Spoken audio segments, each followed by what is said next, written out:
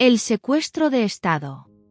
Lo que los archivos oficiales intentaron ocultar durante siglos es que yo, Juana I de Castilla, nunca estuve loca. Mi nombre es Juana, y fui víctima de un secuestro de Estado perfectamente orquestado por los 3 hombres que debían protegerme: mi marido, mi padre y mi hijo. Me encerraron durante casi 50 largos años en una celda de piedra en Tordesillas, solo porque yo era la legítima reina propietaria de Castilla, y mi cordura era el único obstáculo real para sus ambiciones de poder. Esta es la verdad que el hierro y el silencio no pudieron enterrar. Olvidaos de la imagen romántica de la reina errante abrazada a un ataúd por los campos de Castilla. Esa fue la historia que mis verdugos vendieron a toda Europa. La fábula que repitieron los cronistas comprados y los embajadores serviles hasta convertirla en verdad oficial. La realidad es más dura. Mi propio padre y mi hijo firmaron documentos declarándome incapacitada mientras yo estaba allí mismo, completamente lúcida, negándome a entregar el sello real. Mi supuesta locura no fue una enfermedad. Fue el pretexto político más conveniente del siglo XVI para que ellos pudieran reinar en mi lugar sin que el pueblo se levantara en armas. Si hoy pudierais ver el testamento original de mi madre, Isabel la Católica, conservado en el archivo de Simancas, notaríais cómo su pluma dudaba al escribir sobre mí: si la dicha reina mi hija no quisiere o no pudiere entender en la gobernación. Esa línea, escrita con una tinta que hoy parece sangre seca, fue mi condena a muerte en vida. Mi madre, la misma mujer que forjó un reino con sus propias manos, sembró sin saberlo la semilla de mi cautiverio al dejar esa puerta abierta para la ambición de los hombres que me rodeaban. Mi resistencia no fue un delirio. Fue una huelga de silencio y una negativa a convertirme en la marioneta que ellos necesitaban. Si no podía gobernar mis reinos, al menos gobernaría mi propio cuerpo. No estaba loca. Simplemente me negué a ser su cómplice. El amante de hielo. Felipe I el Hermoso sabía exactamente cómo seducirme. Cuando llegué a Flandes con apenas 17 años, su presencia me alteraba profundamente. Recuerdo el día en que nos vimos por primera vez. La ceremonia oficial estaba prevista para el día siguiente, pero él adelantó el encuentro porque, según dijo, no podía esperar. Nos casamos esa misma noche. En la intimidad de nuestros aposentos en Bruselas, sus caricias eran hábiles y yo, apasionada y joven, me entregaba a él sin reservas. Pero apenas salíamos de la alcoba, el mismo hombre que me había poseído con dulzura se burlaba de mi amor y de mi acento castellano ante sus consejeros flamencos. Yo era para él solo un trofeo político, una llave para abrir las arcas de Castilla. Sus infidelidades eran públicas y constantes. Cada vez que lo descubría con otra mujer, yo estallaba en gritos de dolor y celos que resonaban por todo el palacio.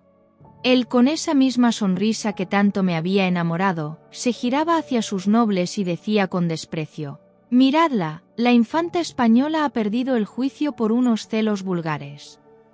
Mis escenas de desesperación eran anotadas cuidadosamente como pruebas de mi inestabilidad.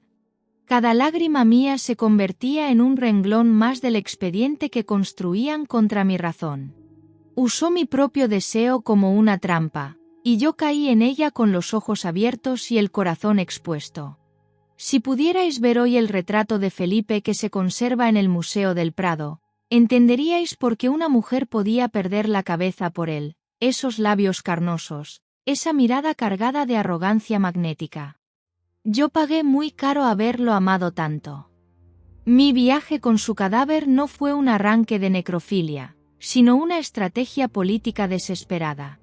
Mientras el cuerpo de mi esposo estuviera conmigo, yo seguía siendo la viuda con derechos legítimos sobre la regencia. Fue mi última jugada contra el hombre que me amó tan poco y me usó tanto. El padre de mármol. Si Felipe fue el hombre que hirió mi orgullo, mi propio padre, Fernando II de Aragón, fue quien me sepultó en vida. El hombre que unió las Españas no pudo soportar que su hija fuera el obstáculo legal para controlar Castilla tras la muerte de mi madre. Me miraba con esos ojos de halcón, fríos y calculadores, y en ellos no veía a su hija, sino a una rival política que debía ser neutralizada.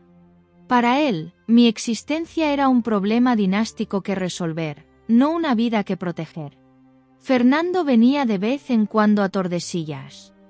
No venía para consolarme, sino para presionarme. Se sentaba frente a mí y con voz suave me decía: «Firma la renuncia, Juana, y podrás volver a ver a tus hijos». Yo permanecía en absoluto silencio, con la espalda apoyada contra la pared fría, sintiendo como el frío de la piedra se filtraba en mis huesos. Cada negativa mía era un pequeño acto de resistencia contra su ambición desmedida. Me arrebató a mis hijos uno a uno, borrando mi rastro de sus vidas como si yo nunca hubiera existido. Los criaron lejos de mí, enseñándoles que su madre era una demente a la que debían compadecer, nunca obedecer. Solo Catalina pudo quedarse un tiempo a mi lado, y aún así la vigilaban para que no le contara la verdad de mi cautiverio. El marqués de Denia recibía órdenes claras: que la reina no viera la luz del sol, que nadie le entregara cartas, que ningún visitante cruzara el umbral sin permiso expreso de la corona. Él me sepultó para que el mundo se olvidara de que Castilla tenía una dueña legítima. Me convertí en una sombra mientras mi padre se repartía el mapa de Europa con manos manchadas de mi sangre. Pero mi mano nunca sostuvo la pluma para él. Mi firma nunca llegó a sus manos. El hijo del imperio. La traición que realmente me rompió por dentro vino del fruto de mi propio vientre. Por un breve instante, el corazón de madre me engañó y creí que Carlos venía a rescatarme cuando regresó de Flandes convertido en un hombre. Al ver a su madre consumida por años de encierro, con el cabello cano y la piel translúcida, pensé que la piedad filial le obligaría a abrir los cerrojos. Pero Carlos no llegó como un hijo. Llegó como un emperador. Me miró con una lástima calculada y me dijo con una frialdad que superaba a la de su abuelo: «Madre, por el bien del imperio debéis permanecer aquí». En ese momento, el dolor físico de los años no fue nada comparado con el vacío en mi pecho. Mi propio hijo había elegido el poder antes que a su madre. Él necesitaba que yo siguiera figurando como loca para sostener su corona. Carlos prefirió mantenerme en la oscuridad antes que arriesgar un solo ápice de su gloria imperial. El niño que una vez llevé en mis entrañas se había convertido en otro carcelero más, quizá el más cruel de todos, porque de él esperé redención y solo recibí cadenas. Él permitió que mis condiciones de vida bajaran a niveles inhumanos. Dejó que mis vestidos se convirtieran en harapos y que la higiene fuera un recuerdo lejano. En las cartas oficiales hablaba con pesar fingido de mi melancolía incurable, pero en sus instrucciones privadas al marqués de Denia era tajante: que nadie hable con la reina, que su voz no salga de esas 4 paredes. Fui el sacrificio necesario para que él pudiera ser el César de Europa. Mi dolor fue el precio invisible que pagó su imperio. El ocaso de la voluntad. Los años se convirtieron en décadas dentro de Tordesillas. El palacio se transformó en un desierto de tiempo donde el único sonido era el tintineo de las llaves de mis carceleros y el murmullo lejano del río Duero, que corría libre mientras yo permanecía cautiva. Pasaba días enteros sentada en la penumbra, escuchando el eco de mis propios pasos sobre las baldosas frías y viendo cómo mis manos se convertían en garras nudosas por la humedad y el abandono. Mis guardianes informaban con horror de que la reina no quiere lavarse, o que duerme sobre una estera de paja como una mendiga cualquiera. No entendían que mi cuerpo era el último territorio que ellos no podían colonizar. Mi desorden y mi suciedad eran mi único lenguaje de protesta en un mundo que me había quitado la voz. Me acusaron de estar poseída porque rechazaba los ritos de una iglesia que bendecía mi cautiverio. Mi único demonio era la lucidez. Me negaba a arrodillarme ante los mismos sacerdotes que justificaban mi encierro invocando la voluntad divina. Si Dios quería que yo estuviera encerrada, entonces yo discutiría con Dios mismo. Si hoy pudierais leer las cartas desesperadas que enviaban al emperador, notaríais su frustración. La reina sigue sin ceder, la reina sigue recordándonos en cada palabra quién es la verdadera señora. Esas líneas son la mejor prueba de que mi mente jamás se quebró. Una loca no inspira ese nivel de inquietud en sus captores. Una loca no mantiene a todo un imperio pendiente de su silencio. Aprendí a encontrar refugio en mi propia mente, recordando el olor a azahar de los cielos de Granada antes de que el mundo se volviera gris. Reconstruía en mi memoria los patios de la Alhambra, el sonido del agua cayendo sobre el mármol, la voz de mi madre dando órdenes con la autoridad que a mí me robaron. Sobreviví a todos los que intentaron borrarme.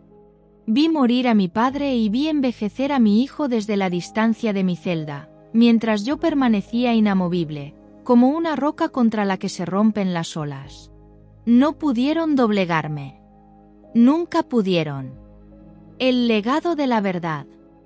El 12 de abril de 1555, el aire pesado de Tordesillas finalmente dejó de oprimir mis pulmones.